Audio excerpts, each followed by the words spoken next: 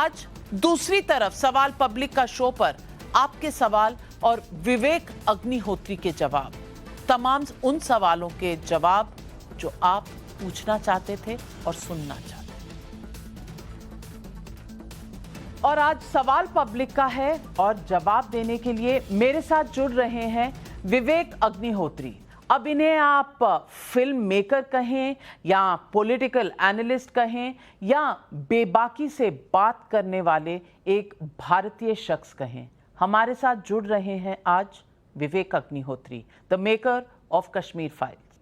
Thank you Vivek Agnihotri ji, आप हमारे साथ जुड़ रहे हैं।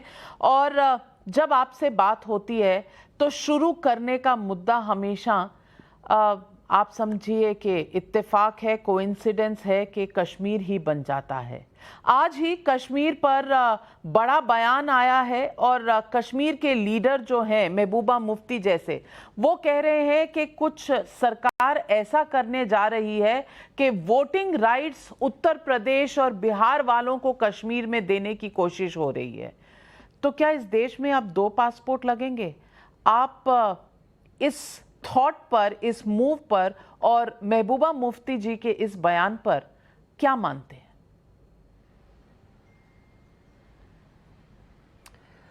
यानी अब उनका खुद अपने स्वयं का इंट्रोडक्शन वो खुद ही देती रहती हैं हर समय, तो मैं उनके बारे में क्या कौन होता हूँ बोलने वाला। लेकिन इन लोगों का तो पूरा ट्रैक रिकॉर्ड जो है वो डिसइंटीग्रेशन का है, फ्रेगमेंटेशन का है। ये जब से भारत को आज़ादी मिली है, देखिए प्रॉब्लम ये है कि दो जगह पर चीज़ें डिवाइड हो गई। एक वो लोग जो भारत की इंटेग्रिटी के लिए लड़ते रहे हमेशा और आज भी लड़ रहे हैं, और एक वो लोग हैं जो देखना ही नहीं चाहते। उनको इस बात पे भी अफसोस था कि हैदराबाद कैसे भारत में मिल गया। ये लगातार सेपरेटिज्म और अब टेररिज्म, ये इनका जो ग्रेजुएशन हुआ है उसमें मुफ्ती जी उसकी बड़ी लीडर हैं और उनके बयान मुझे आजकल बिल्कुल भी अचंभित नहीं करते हैं। मैं तो बल्कि सोच रहा था कि कैसे इस बात को कि जो आपने देखा होगा जो कश्मीर में जो धीरे धीरे बीच बीच में जो ये हिंदूज की किलिंग्स हो रही हैं, एक बहुत स्ट्रांग थ्योरी जो कश्मीर में चल रही है कि कहीं इसके पीछे एक पॉलिटिकल कॉन्स्पिरेसी तो नहीं है। मैं चाहता हूँ उसके बारे में अगर मुफ्ती जी जवाब दें और लोगों को बताएं कि नहीं, उससे उन लोगों का कोई भी लेना देना नहीं है और उसको कंडेम करें। I think that would definitely give me more, उससे शायद उनकी क्रेडिबिलिटी थोड़ी बढ़े। मैं ये भी पूछना चाहती हूँ कि ओवैसी साहब कहते हैं कि गवर्नमेंट ने कश्मीर फाइल को प्रमोट किया और उन्होंने कश्मीरी पंडितों का एक तरह से इस्तेमाल किया अपनी वोट बैंक पॉलिटिक्स के लिए। अब कश्मीरी पंडित वहां पर ढूंढ ढूंढ कर ठोके जा रहे हैं। कश्मीर फाइल्स एक कारण है जिसकी वजह से कश्मीरी पंडित अब टारगेट हो रहे हैं, कश्मीरी हिंदू टारगेट हो रहे हैं। इस पर आप क्या कहेंगे? क्योंकि कश्मीर फाइल्स जिस जज्बे से आपने बनाई है और जितना उसको सपोर्ट मिला है, उसी पर सवालिया निशान। नहीं, देखिए अब ओवैसी साहब तो पॉलिटिक्स में है, उनका तो फर्ज बनता है, उनका वोट बैंक ही यही है, तो उन्हें तो ये कहना है। लेकिन हम 4 साल से फिल्म बना रहे थे और कितने स्ट्रगल सेक्रीफाइस से हमने अगर फिल्म बनाई। अगर गवर्नमेंट का सपोर्ट होता तो क्या प्रॉब्लम था? अगर गवर्नमेंट का सपोर्ट होता तो थिएटर्स भी हमें खूब मिलते। फिल्म तो हम पिछले 6-7 महीने से पूरी दुनिया में दिखा रहे थे, तब तो कोई गवर्नमेंट नहीं थी। और फिल्में अगर गवर्नमेंट के कहने से अगर चलती तो प्राइम मिनिस्टर मोदी जी की फिल्म भी चलनी चाहिए थी, पृथ्वीराज भी चलनी चाहिए थी, और इसके अलावा कितनी फिल्में साउथ में भी बनी हैं जो बहुत ही नेशनलिस्टिक सब्जेक्ट्स की हैं, लेकिन वो नहीं चली। फिल्में कभी इन कारणों से चलती नहीं है कि कौन उसे सपोर्ट कर रहा है कौन नहीं कर रहा है, because it's your individual choice. तो मेरे ख्याल से ये जो अवेयरनेस कश्मीर फाइल्स ने क्रिएट की है diplomatically, I think it's a very good sign. लेकिन इस अवेयरनेस की वजह से बाकी लोगों की जो बॉयकॉट की कॉल्स होने लग गई हैं, जैसे अभी हाल ही की फिल्म थी लाल सिंह चड्ढा, बॉयकॉट की कॉल्स आने लगी, ट्रेंडिंग ये स्टेटमेंट्स हो गए पूरे सोशल मीडिया में, और फिल्म नहीं चली। तो क्या क्योंकि ऐसा माहौल बनाया गया था कि क्योंकि आमिर खान की फिल्म है और उन्होंने कुछ ऐसे पॉलिटिकली सेंसिटिव पोजीशंस लिए हैं इन द पास्ट, चाहे वो India is not safe for us any more and you know other statements that he has made, क्या आपको लगता है इस वजह से लाल सिंह चड्ढा शायद उतनी कामयाब नहीं हुई? नहीं तो दंगल के वक्त भी तो बॉयकॉट के कॉल्स आए थे और दंगल के ही पहले शायद आमिर खान साहब ने वो स्टेटमेंट दिया था जिससे सब लोग नाराज हुए थे भारत छोड़ने का। तो पर दंगल तो बिकेम द बिगेस्ट हिट, उसको तो कोई प्रॉब्लम नहीं हुआ। और जहां तक ये बॉयकॉट की बात है, ये पूरा ब्लेम ऑडियंस पे डाल देना ये बिल्कुल पूरी तरह से गलत है। ये बॉयकॉट तो हमेशा से होता आ रहा है बॉलीवुड में। बॉलीवुड के जो लोग करता धरता है, जो उसको चलाते हैं, जो जमींदार हैं यहाँ के, ये लोग तो टैलेंट को, मूवीज को, पॉलिटिशियंस को, लीडर्स को, सबको बॉयकॉट करते ही आए हैं। ये तो बहुत बॉयकॉट करते हैं। चैंपियनशिप तो बॉयकॉट की इन्हीं लोगों के पास है, डी प्लेटफॉर्म करना, लोगों को कैंसिल करना, ये तो काम यही लोग करते रहते हैं। आपको भी किया होगा शायद एक दो बार कुछ इस तरह से। तो इनको तो पहली बात कोई हक ही नहीं है शिकायत करने का। मेरी तो जितनी बुद्धा है ना ट्रैफिक जैम तो पूरी तरह से इन्हें बॉयकॉट कर दी थी। ताशकंद फाइल्स को तो क्रिटिक लोगों ने बॉयकॉट कर दिया था, उसके बाद थिएटर वालों ने कर दिया था। कश्मीर फाइल्स को तो अभी तक ये कैंपेन चला रहे हैं उसके अगेंस्ट। तो इसमें तो ये लोग एक्सपर्ट हैं, इनको समझना चाहिए। पर हाँ, ये बहुत सीरियस मुद्दा है और मैं इसको काफी गंभीरता से लेता हूं। मेरे ख्याल से जो ये बॉयकॉट है, ये एक लोगों का गुस्सा है जो बॉलीवुड के स्टार्स की एक जो एरोगेंस है, कुछ डायरेक्टर्स की, प्रोड्यूसर्स की और स्टार्स की जो एक एरोगेंस है, जो घमंड है, और दूसरा जो एक आम आदमी, मिडिल क्लास हिंदुस्तानी व्यक्ति जो है, उससे जो डिस्कनेक्ट इनका हो गया है। मैं एक बहुत इंपॉर्टेंट बात आपको बताता हूं। ये मुझे एक किसी मिडिल क्लास फैमिली ने कानपुर में बोला था। उन्होंने मुझसे बोला, भैया जब ये कोविड चल रहा था, हम लोग सारे बच्चे भी आ गए थे घर में, छोटा सा घर है, गर्मी थी, पावर कट भी होता था, मच्छर काटते थे, आगे कोई भविष्य नहीं था, अंधकार था। उस वक्त में ये सारे जो लोग थे बॉलीवुड के, ये नाच गाने के वीडियो बनाते थे, अपने 500 जूते मेरे पास, वो वीडियोस बनाते थे, मॉलडीव्स में जाके ये लोग पार्टी कर रहे थे। तो हमको ऐसा लगने लगा, क्या ये कोविड हमारे लिए है, क्या हम ही मरने के लिए बने? ये एक बहुत जेन्युइन क्वेश्चन है और मेरे ख्याल से बॉलीवुड के लोगों को इसमें इंट्रोस्पेक्ट करना चाहिए। कहीं ऐसा तो नहीं है कि जिस तरह की एक फ्लैशी फ्लैम्बॉयंट लाइफस्टाइल आपने इतनी ज्यादा गैप क्रिएट कर दिया है कि भारत का जो आम आदमी उसको लगता है कि आप उसकी गरीबी पे हंस रहे हैं।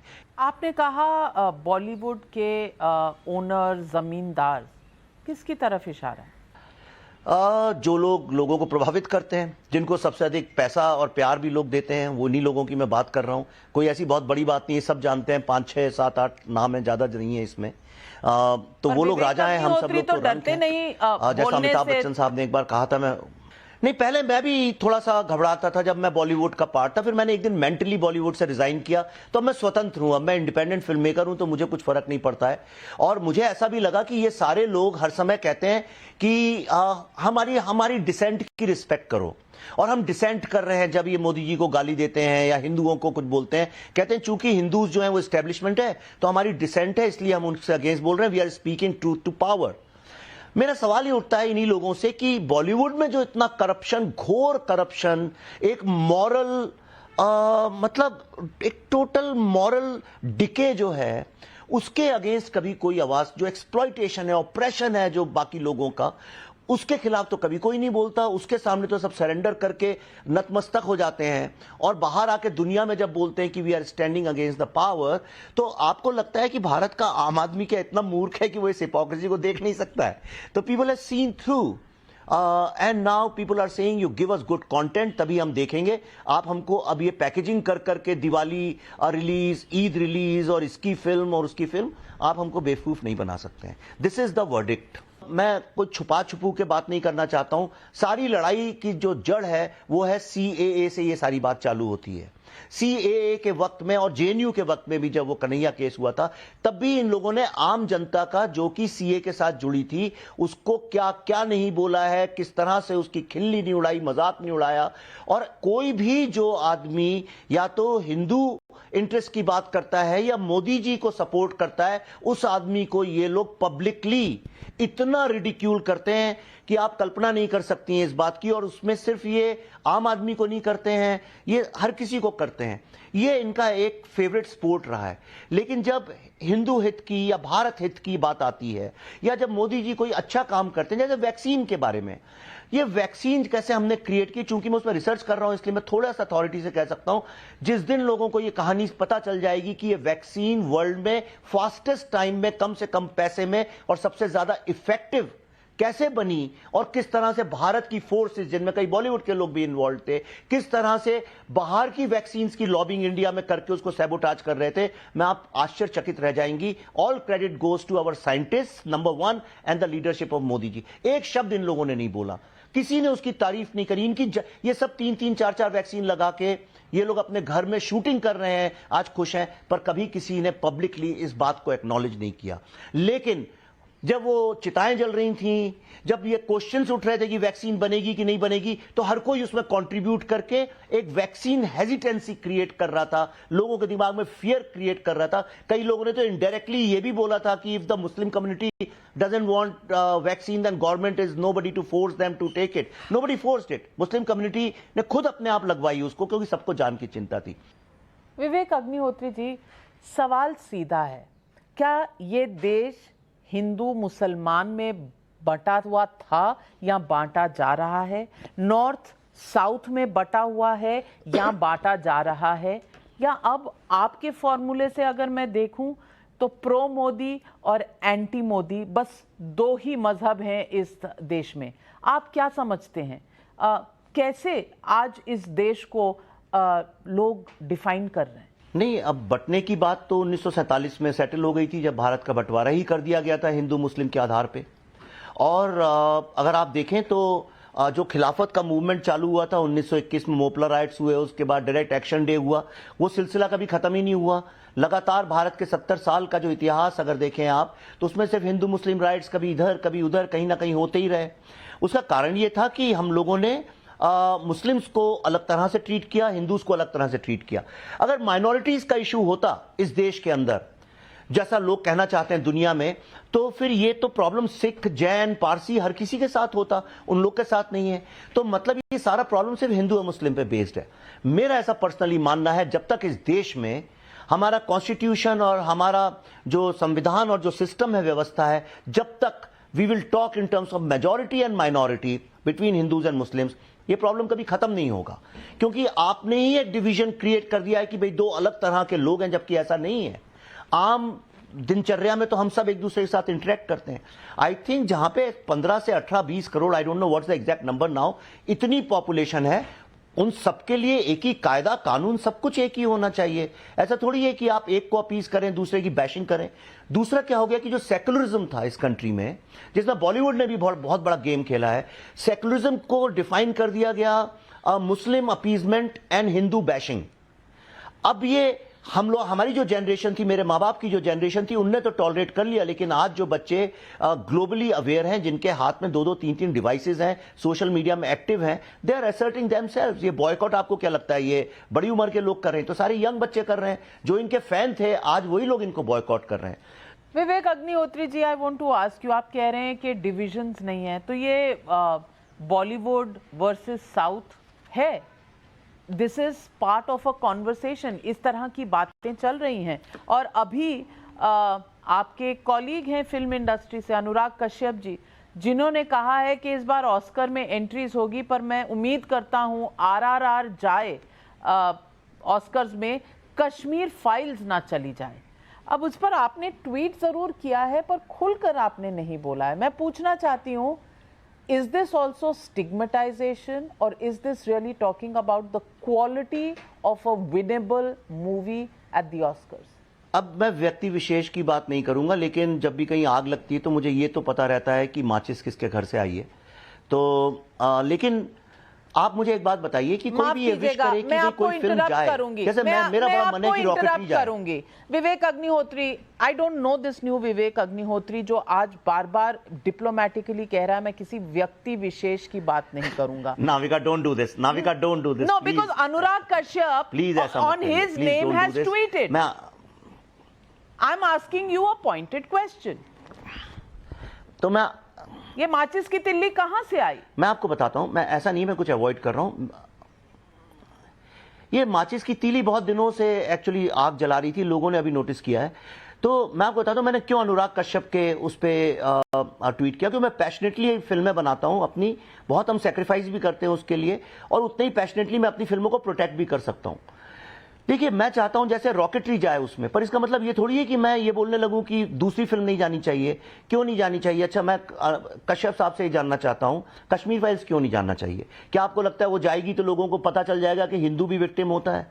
कश्मीर का जो झूठा नैरेटिव आपने इतने सालों से क्रिएट किया था, क्या वो स्टैब्लिश हो जाएगा? आपका झूठ एक्सपोज हो जाएगा? आपको किस चीज का डर है? हाँ, अगर वो बोलें कि ये फिल्म इसलिए नहीं जानी चाहिए कि मुझे ऐसा लगता है कि इसका कैमरा वर्क अच्छा नहीं है या इसकी एडिटिंग अच्छी नहीं है, मैं समझ सकता हूं। लेकिन आपने सिर्फ कश्मीर फाइल्स को क्यों पिन पॉइंट किया? What is the reason? It's one of the highest viewed film, Hindi film, it's a all time blockbuster। आप ये कहना चाह रहे हैं कि वो सब लोग जो हैं उनकी ओपिनियन, उनका टेस्ट, उनकी लाइकिंग कुछ मैटर ही नहीं करती है? और आपको किसने अथॉरिटी दी? आप ना तो जज हैं ना ज्यूरी हैं, और ज्यूरी तो अभी बैठी भी नहीं है, मार्च में होते हैं ऑस्कर्स। आपने अभी से कैंपेन चला दी, और उसके बाद आपके जो पीआर था अपनी फिल्म को प्रमोट करने में, अपने ही स्टेटमेंट को आपने सारे न्यूज़पेपर्स और सब जगह चलवा दिया। When it started getting viral, मैंने तो ट्रेंडिंग में देखा, जब वायरल होने लगा then I reacted to it, क्योंकि ये गलत प्रथा है। कल को फिर क्या होगा कि ज्यूरी इंडिपेंडेंट नहीं रहेगी और आप उसको बायस करेंगे और इसको लेकर हर समय एक विवाद खड़ा करेंगे। तो I think it was moral bankruptcy, that's why they said that, with a political agenda, definite political agenda। और ये लोग हैं जो अपनी मोदी हेट को एक फिल्म के ऊपर उतारना चाहते हैं, हिंदू फोबिया को एक फिल्म के ऊपर उतारना चाहते हैं। That is all I would like to say at this moment. माचिस की तिल्ली आई कहां से? माचिस की तीली यही जो एक कम्युनिस्ट लॉबी, कम्युनिस्ट तो नहीं बोलूंगा, यानी वो कम्युनिस्ट भी नहीं है तो कम्युनिस्ट होते बोलता मैं, जिनको अर्बन नक्सल्स बोलते हैं, कि बड़ी स्ट्रांग लॉबी है जो आप देखिए हर समय एंटी हिंदू सब्जेक्ट्स पे खुल के बोलते हैं। ये राम जन्मभूमि के अगेंस्ट थे, ये सीए में खड़े रहे, शाहीन बाग गए, ये लोग जो फैक्ट चेकर्स हैं उनके सपोर्ट में खड़े होते हैं, घर घर तिरंगा के अगेंस्ट ये कैंपेन चलाते हैं, ये हमेशा लगातार हिंदू साधु संतों का मजाक उड़ाते हैं अपनी फिल्मों में भी, और इसीलिए ये कश्मीर फाइल्स के अगेंस्ट खड़े हुए हैं। तो ये जो हमेशा बात करते हैं एम्पैथी की, ह्यूमन राइट्स की, ये एक ढकोसला है, ये झूठ है। और देखिए, मेरे को कुछ फर्क नहीं पड़ता, मैं तो इनसे बाहर हूं, मैं इन पर डिपेंड भी नहीं करता हूं, लेकिन आम आदमी है सीन थ्रू, आम आदमी को ये बात पता चल गई है कि ये लोग इतने हिपोक्रेट हैं, और इसलिए आम आदमी इनके फिल्मों के टिकट्स नहीं खरीद रहा है। Bollywood films are failing because of the arrogance of the so-called popular brands of Bollywood? जब एरोगेंस आ जाती है आदमी को बहुत ज्यादा, तो वो फिर वो केयर नहीं करता है, वो उसे लगता है मैं खुदा हूं, मैं गॉड हूं, मैं भगवान हूं, मैं कुछ भी कर सकता हूं, लोग मेरे लिए मरे जा रहे हैं। एक ये प्रॉब्लम हुआ। दूसरा क्या, देखिए 3 लेवल पे ये प्रॉब्लम है। दूसरा क्या प्रॉब्लम हुआ, ओटीटी की प्राइसिंग। जो ये फॉरेन की जो अमेरिकन कंपनीज आई, इनने ओटीटी में इतना ज्यादा पैसा स्टार बेस्ड फिल्म्स को देना चालू कर दिया, और जो ब्रांड्स थे उनने इतना ज्यादा कि ये 4-5 साल में एक फिल्म करते हैं, बाकी time they earn millions of rupees from these things. तो इनको ये लगा कि अरे थिएटर हु केयर्स, मैं पीआर में और मार्केटिंग में बहुत पैसा खर्च करता हूं, लोग तो मैं भगवान हूं, आएंगे ही देखने, और ओटीटी से तो मैं सेफ हो जाता हूं और ब्रांडिंग से मुझे पैसा मिलता ही है। तो जब भी आप क्रिकेट हो चाहे फिल्म हो, आप देखिए जब आदमी अपना जो कोर बिजनेस है उसकी सिंसेरिटी को छोड़ के किसी और चीज में ध्यान देता है, तो उसके जो ग्राहक होते हैं वो भी सतर्क हो जाते हैं। But I want to ask you, many people में point a finger at you and also say कि आपको आज के दौर में कुछ गलत नजर ही नहीं आता, तो शायद आप फेक हैं, आपको फैक्ट चेक करने की जरूरत है। ये क्रिटिक्स जो आपके बारे में बोलेंगे, क्यों वो कहेंगे नहीं है कि क्या आप बिल्कुल, आपको आज के इंडिया में कुछ भी गलत नहीं नजर आता, तब आप उनको क्या जवाब दें? नहीं, इंडिया में बहुत सारी गलतियां, ऐसा नहीं, मैं तो हमेशा बोलता हूं इंडिया का सबसे बड़ा प्रॉब्लम है एफिशिएंसी, इंडिया का प्रॉब्लम प्रोडक्टिविटी, इंडिया का प्रॉब्लम है एक professionalism towards work and all. मैं इस पे बहुत लेक्चर्स देता हूं, बड़े यूट्यूब में मेरे पढ़े, मैं लेकिन फोकस अलग चीज में करता हूं। मैंने अपने लिए कुछ चीजें, yes sir, of course, but मैंने ये कई बार बोला और मैं फिर से बोल रहा हूं, मैं मोदी जी को सपोर्ट करता हूं, और I like his leadership and I am very confident of his leadership. और मैंने जब 2019 में भी शायद आप क्या कहीं मैंने बोला भी था कि अगले 5 साल I will follow mister Modi and I will contribute, I will support in his mission and I will contribute to doing that. तो मेरा तो एजेंडा एकदम क्लियर है, मेरे में कोई हिपोक्रेसी नहीं है। Well, so at least we are getting the semantics right. Vivek Agnihotri, you are always a pleasure to speak with, और ऐसा जब आप बात करते हैं तो ऐसा लगता है कि तमाम प्रॉब्लम्स देश की आज ही रिजॉल्व कर लें, हर मुद्दे पर बात कर लें, पर समय कम है। लेकिन कहना चाहूँगी कि आप जब दिल से बोलते हैं तो अच्छा बोलते हैं, जब नाम लेने से थोड़ा डिप्लोमेटिक हो जाते हैं तो शायद पब्लिक आपसे सवाल पूछने लगेगी। इसलिए नाम लिया करिए, आपकी बेबाकी ही आपकी पॉपुलैरिटी है और इसे ज़रूर कायम रखिएगा।